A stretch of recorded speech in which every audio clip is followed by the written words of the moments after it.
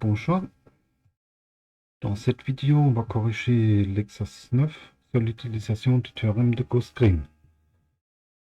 Là on a un champ vectoriel f défini comme ça et on souhaite calculer l'intégrale de ce champ vectoriel f sur une sphère de rayon 1 centrée à l'origine, c'est-à-dire on s'intéresse au flux de ce champ vectoriel vers l'extérieur de la sphère.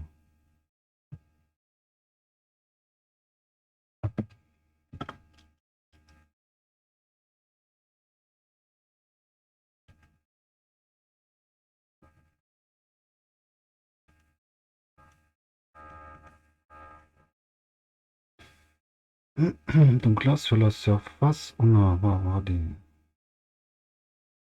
éléments de surface avec un vecteur normal n. Et selon l'orientation du champ vectoriel, si on a f comme ça, le produit scalaire de f avec n est positif.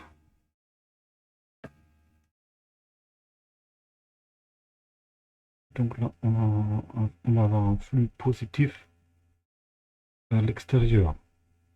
Si par contre l'orientation du champ vectoriel est comme ça, on va avoir un flux négatif vers l'extérieur, c'est-à-dire un flux vers l'intérieur.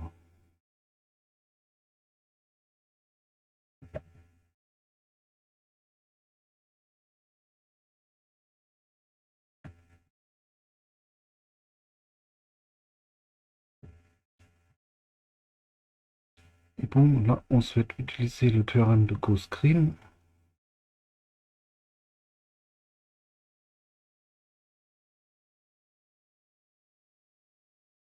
Il faut se rappeler ce théorème. Donc, le théorème, il dit que si on intègre cette intégrale, donc f produit scalaire n ds sur le bord de l'oméga d'un volume oméga, cette intégrale peut se transformer en une intégrale sur le volume oméga mais la divergence de f.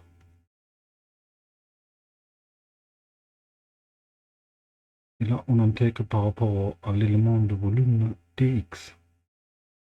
En 3D, par exemple, on va avoir dx égale dx1, dx2, dx3.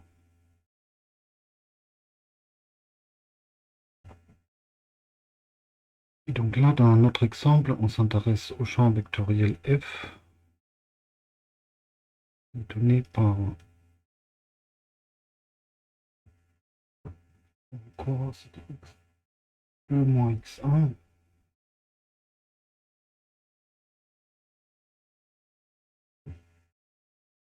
x3 moins x2, x1 moins x3.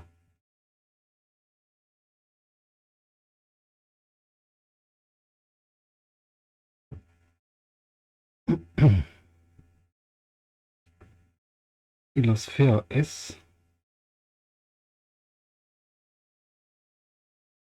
c'est le bord del B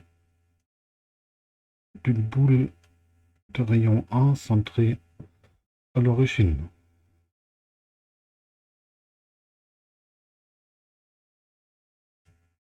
Qui est bien sûr défini comme ça, c'est le dx de R3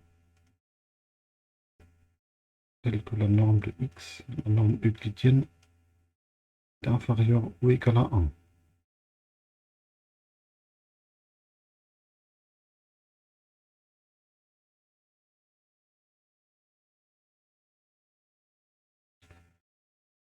Donc là, pour utiliser Gauss-Green, il faut la divergence de f.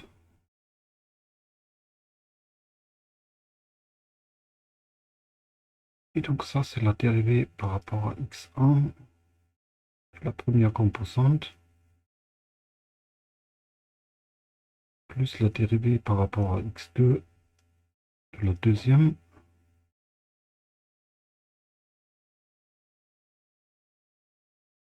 plus la dérivée par rapport à x3 de la troisième composante.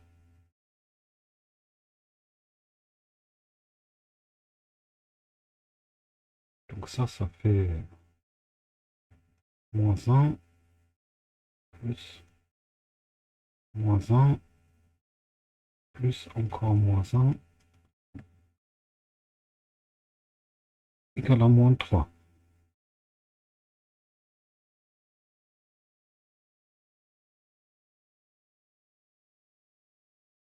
Et donc ça c'est facile, donc la divergence est constante et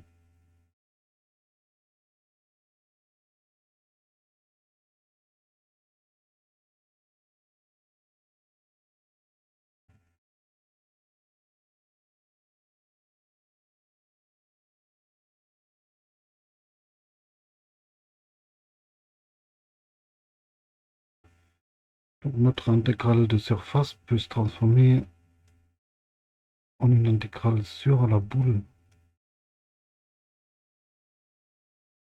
de rayon 1 de la divergence de f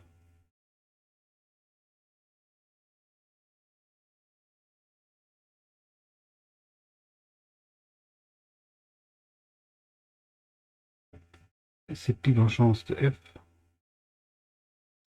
elle est constante égale à moins 3.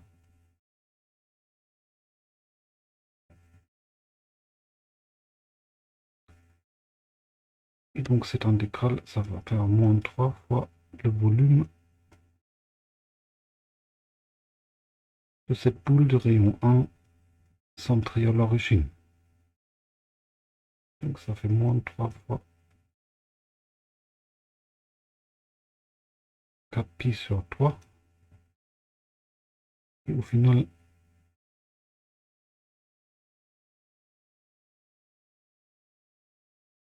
ça fait donc moins 4pi, donc le flux net à l'extérieur de la boule du champ vectoriel F est négatif, donc ça veut dire qu'on a un flux vers l'intérieur plutôt.